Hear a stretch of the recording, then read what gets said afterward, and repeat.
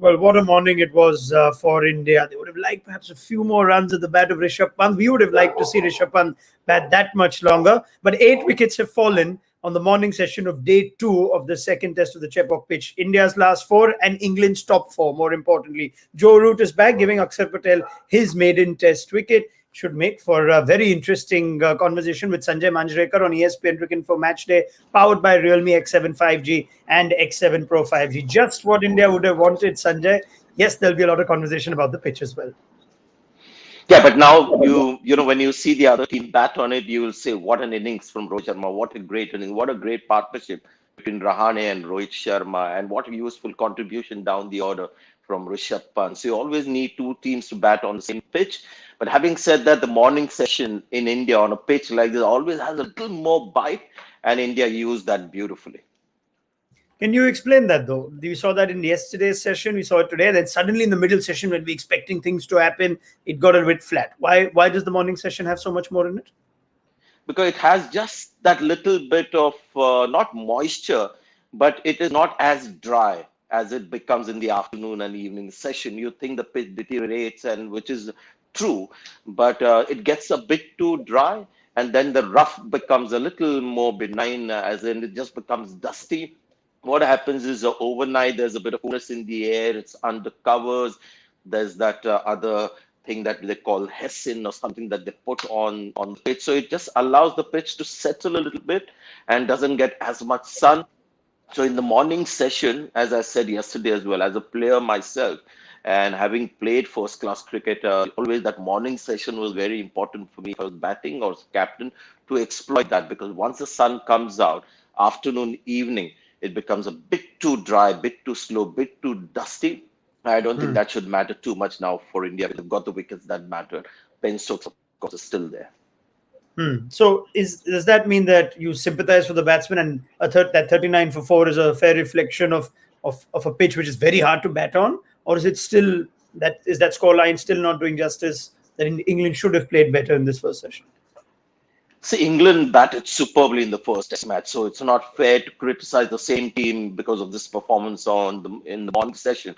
But when you look at the wickets that fell, Burns to Ishant Sharma was, something that you would hold Burns accountable for. Sibley, after he had completed the shot, the ball hit the bat, so it was a little unfortunate. Joe Root was interesting, and I thought that had a lot to do with the way Akshar is bowling. I mean, his first three balls, I had tweeted about it as well, were 94, 97, and 87 or something. So just the right kind of speed to be bowling on this pitch. And Joe Root, when he went to sweep that, because he's played that shot a million times in the series already, and started off playing that shot as well, just that little more bite that comes from somebody who is strong physically and has strong action. So that accounted for Joe Root. If it was maybe a spinner who was bowling a little slow, maybe the bounce would not have been that quick, and hence a little more difficult for Joe Root to control that sweep shot. Right, let's talk about that Joe Root wicket a little more in detail. Is that then, with what you've just said, an error of judgment from Joe Root? In spite of how many runs it's got him in the last game, this is a bowler he's not faced. There's a short, fine leg in place as well. Is that shot not on that early in his innings? See, the thing is, this man is in form. Hmm. He's played that shot. He trusts that shot. And we've seen, in fact, we made comparisons of Virat Kohli playing the cover drive and Rohit Sharma playing that same shot from that same length. So that was the length that Joe Root picked as well. And Joe Root is interesting when he plays the sweep shot. He's got the full range. It's incredible that he's got a sweep shot that he plays in between mid-on and mid-wicket to balls outside the off stump, where it's only bat that comes down. On occasions, he gets his front pad as a second line of defense. What is remarkable in the way he plays the sweep shots is that he also plays the sweep shot against the overpitch delivery. Now, that is a tough thing to do. And when you look at it, it looks extremely risky. And this was one of those kind of lengths where the ball was right up. Joe Root plays these kind of shots. What he did account for was maybe, obviously, there is rough there. The whole pitch is rough. The ball to turn and bounce the way it did, if you have a look at it, it's just done a little more than you would expect. And that is entirely, I think, down to Akshar Patel also, who has this other advantage on it, that he bowls, with a sort of an angle. So that also may have got Joe Root to think about sweep shot being a safe option. It's also about batsmen coming in thinking that if I keep defending, I'm going to be a sitting duck. Dan Lawrence looked like that, and he got out just before lunch. So that also was the reason for him to play that kind of a shot. Yeah, Akshar Patel hasn't taken long to ask questions in his Test match career. It just makes you wonder whether it was just a result of completely contrasting conditions from the first Test to this, where a first-class veteran like Shahbaz Nadeem, bowled 100, who's played 100-plus first-class games, couldn't quite ask the same questions of England's batsmen as Akshar is fairly early. Styles as well. Shahbaz Nadeem, he had a lot of opportunities. He had long spells in the first innings, second innings as well. And what eventually I thought he lacked was the mental toughness. He looked tense right through the game. So the temperamental side was there to his performance as well. Plus the way he's built and his bowling style, he wasn't bowling quick enough, doesn't have a high release point. Akshar Patel has the advantage, like Jadeja, of being able to be sort of quick and still able to control. Jack Leach and Moeen Ali on occasion struggled when they wanted to bowl the ball quickly. If you're not used to bowling at 90 kilometers per hour, you're doing something different, and then that is when your accuracy suffers. But Akshar Patel has bowled like this right through his career. So perfectly suited, a nice replica of Ravindra Jadeja, and I think that has made a slight difference here. Are there certain spinners now that'll just be more effective or happier to bowl with the newer ball? Akshar Patel bowls a lot with the new white ball. I don't know how much he bowls with the new red ball in first-class cricket, but you compare that to the likes of Shahbaz Nadeem. They've played for so much, but are there certain spinners now that are just more comfortable or more effective bowling with the new ball?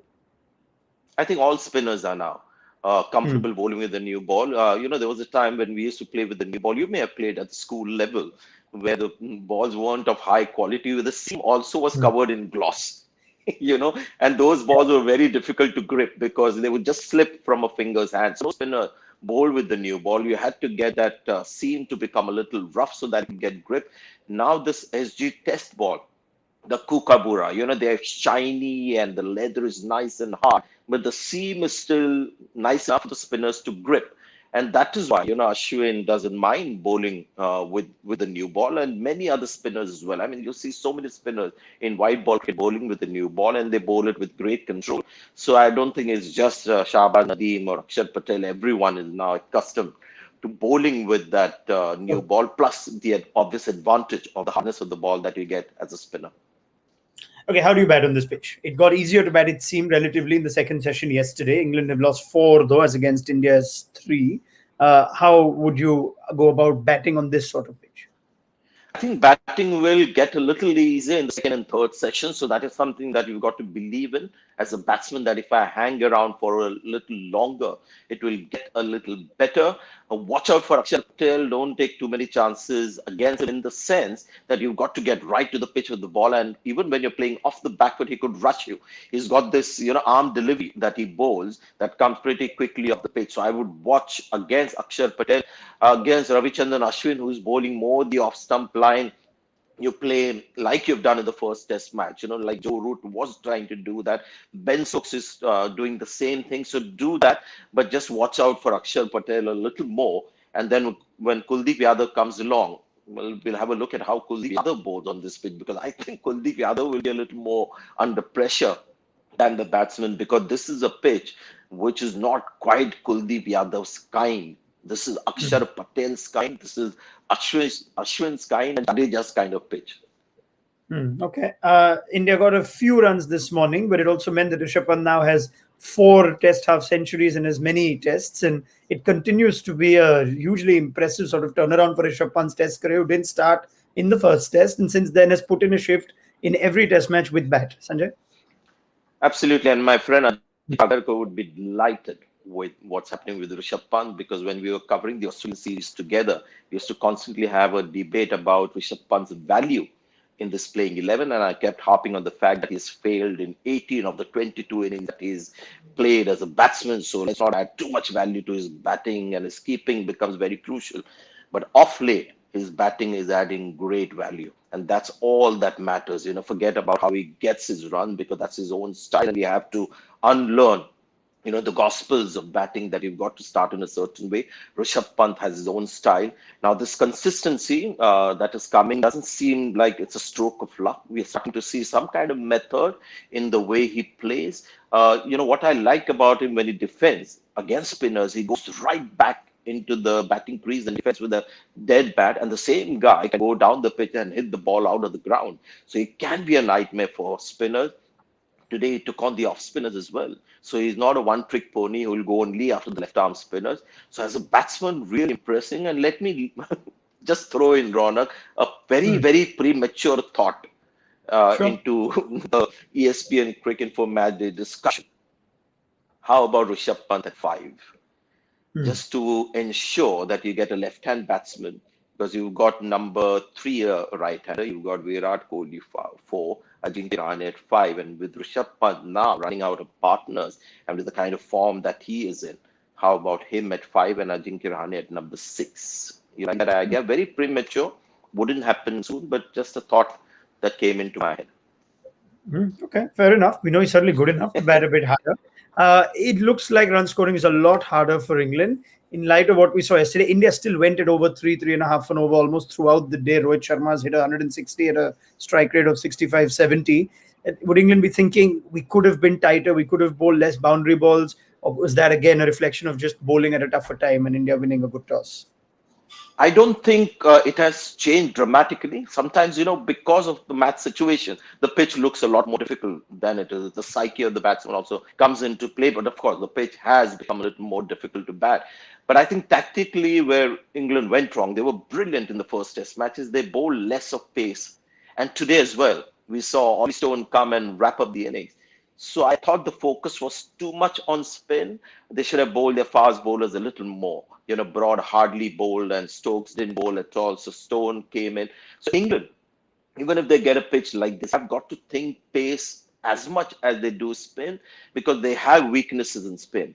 Dom Bess wasn't the ideal spinner on that kind of a pitch. Moeen Ali, excellent, gifted, talented spinner, but far too expensive, far too inaccurate as well in a low scoring match. So they could afford to maybe bowl a little more pace, even in the second innings. If there is an opportunity, if they're still in the game, bowl more pace and use a spin a little less, because they're going for runs a lot.